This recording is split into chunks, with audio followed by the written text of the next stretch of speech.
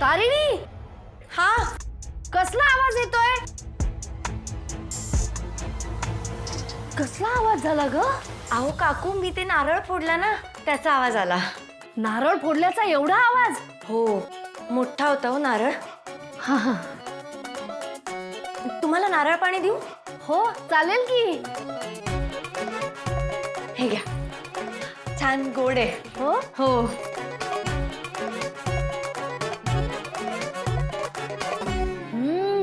छान गोडे ग. हो, तुम्हाला माहितीये का काकू, नारळ पाणी प्यायलं ना की त्वचा एकदम छान होते.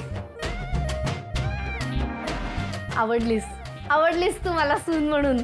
काकू, तुम्ही पण खूप गोड आहात. आणि मी काय म्हणते, पाणी असं उभं राहून प्यायचं नसतं. तुम्ही छान खोलीत जा, निवांत बसा आणि मग नारळ पाणी प्या ना. तू हवं तर हे संपल्यावर मी आणखीन एक काढून देते तुम्हाला. आलेच.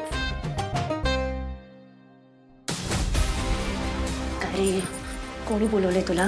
हा, कोणी पाठवले सांग मला, सांग.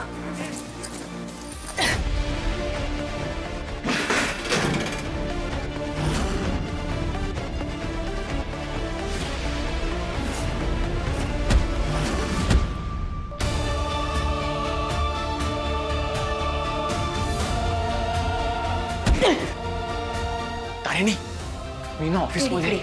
इकडे काय झालं? हा कोण आहे? दयानंद खांडेकरांना मारायला आलाय. त्यांना मारायला? का? का आलाय, कोणी पाठवलंय हे तो आपल्याला सांगणार नाही. कॉन्ट्रॅक्ट किलर असावा. त्यालाही हे माहीत नसणार आहे की त्याला कोणी पाठवले ते. तू एक काम कर, त्याला आपल्या टीमकडे दे आणि टीमला सांग त्याची व्यवस्थित काळजी घ्यायला आपल्या पद्धतीने, आणि कोणालाही संशय येता कामा नये. Yes boss. अरे कोणी पाठवलं तुला? कोणी पाठवलं? चल.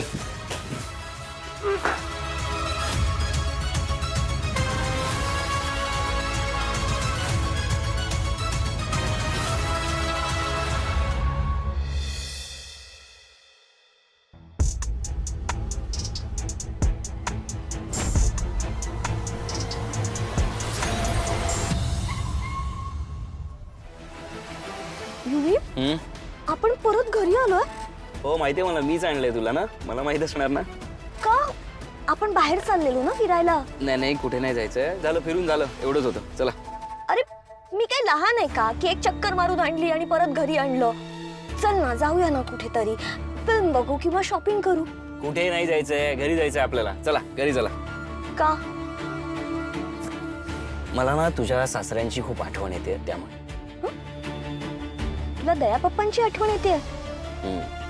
अरे पण त्यांना भेटून निघालो ना आपण, आणि ते घरीच असणार आहेत. आता आहेत घरी, पण माणसाचा काही भरोसा नाही ना, नंतर नसले तर अचानक काहीतरी होऊ शकतं. अचानक? ते कुठे जाणार आहेत? ते घरीच असणार आहेत. घरी आहेत ना, मग चल घरी जाऊन भेटूया पटकन त्यांना. चला चला चला चला भेटूया.